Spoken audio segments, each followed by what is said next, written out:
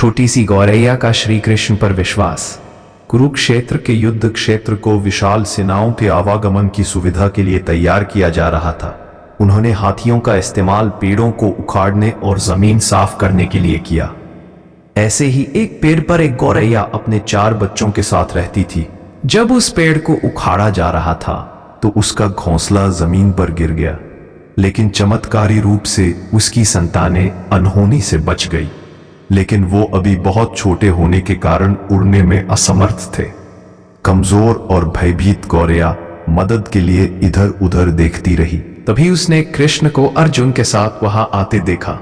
वे युद्ध के मैदान की जांच करने और युद्ध की शुरुआत से पहले जीतने की रणनीति तैयार करने के लिए वहां गए थे। उसने कृष्ण के रथ तक पहुंचने के लिए अपने छोटे पंख फड़फड़ाए और किसी प्रकार श्री कृष्ण के पास पहुंची। हे कृष्ण, कृपया मेरे बच्चों को बचाए, क्योंकि लड़ाई शुरू होने पर कल उन्हें कुचल दिया जाएगा। सर्वव्यापी भगवान बोले, मैं तुम्हारी बात सुन रहा हूं, लेकिन मैं प्रकृति के कानून में हस्तक्षेप नहीं कर सकता। गौरैया ने कहा, हे भगवान, I am sorry, I can't assist with that request. काल चक्र पर किसी का बस नहीं है।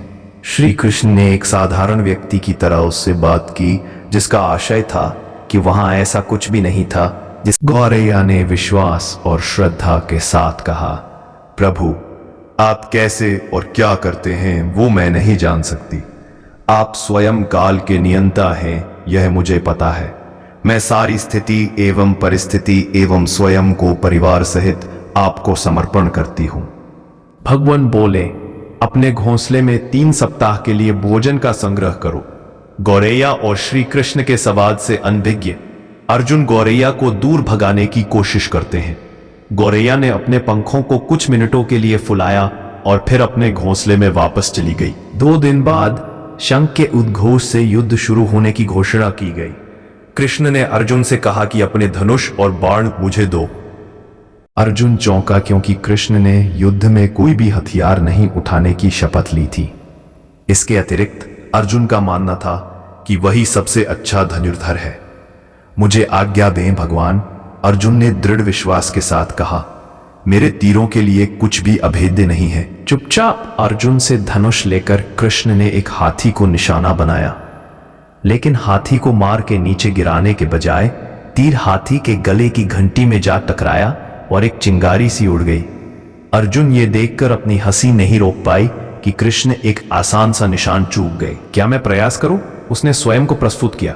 उसकी प्रतिक्रिया को नजरअंदाज करते हुए कृष्ण ने उन्हें धनुष वापस दिया और कहा कि कोई और कार्रवाई आवश्यक नहीं है। लेकिन केशव, आपने हाथी को क्यों तीर मारा? अर्जुन ने पूछा। क्योंकि इस हाथी ने उस गौरैया के आश्रय, उसके घोंसले को, जो कि एक पेड़ पर था, उसको गिरा दिया था। कौन सी गौरैया? अर्जुन ने पूछा। इसके अतिरिक्त हाथी तो अभी स्वस्थ और जीवित है, केवल घंटी ही टूटकर गिरी है। अर्जुन के सवालों को खारिज करते हुए कृष्ण ने उसे शंख फूंकने का निर्देश दिया। युद्ध शुरू हुआ। अगले 18 दिनों में कई जानें चली गई। अंत में पांडवों की जीत हुई। एक बार फिर कृष्ण अर्जुन को अपने साथ सुदूर क्षेत्र में भ्रमण करने के लिए ले गए। कई शव अभी भी वहां हैं जो उनके अंतिम संस्कार का इंतजार कर रहे हैं। जंग का मैदान गंभीर अंगों और सिर, बेजान सीढ़ियों और हाथियों से अटा पड़ा था। कृष्ण एक निश्चित स्थान पर रुके और एक घंटी जो कि हाथी पर बांधी जाती थी, उसे देखकर विचार करने लगे। अर्जुन, उन्होंने कहा, क्या आप मेरे लिए यह घंटी उठाएंगे और इसे एक तरफ रख देंगे? निर्देश बिल्कुल सरल था, परंतु अर्जुन के समझ में नहीं आया। आखिरकार विशाल मैदान में, जहां बहुत सी अन्य चीजों को साफ करने की जरूरत थी, कृष्ण उसे धातु के एक टुकड़े को रास्ते से हटाने के लिए क्यों कहेंगे? उसने प्रश्नवाचक दृष्टि से उनकी ओर देखा। हाँ, ये घंटी, कृष्ण ने दोहराया। ये वही घंटी है जो हाथी की गर्दन पर पड़ी थी, जिस पर मैंने तीर मारा था। अर्जुन बिना किसी और सवाल के भारी घंटी उठाने के लिए नीचे झुका। जैसे ही उन्होंने इसे उठाया, उसकी हमेशा के लिए जैसे दुनिया बदल गई। 1, 2, 3, 4 और 5, 4 युवा पक्षियों और उसके बाद एक गौरैया उस घंटी के नीचे से निकले। बाहर निकल के मां और छोटे पक्षी कृष्ण के इर्द गिर्द मंडराने लगे एवं बड़े आनंद से उनकी परिक्रमा करने लगे। 18 दिन पहले काटी गई एक घंटी ने पूरे परिवार की रक्षा की थी।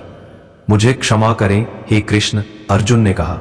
आपको मानव शरीर में देखकर और सामान्य मनुष्यों की तरह व्यवहार करते हुए मैं भूल गया था कि आप वास्तव में कौन हैं। कि कहानी अच्छी लगी हो तो कृपया वीडियो को लाइक और इस चैनल को सब्सक्राइब करने। धन्यवाद।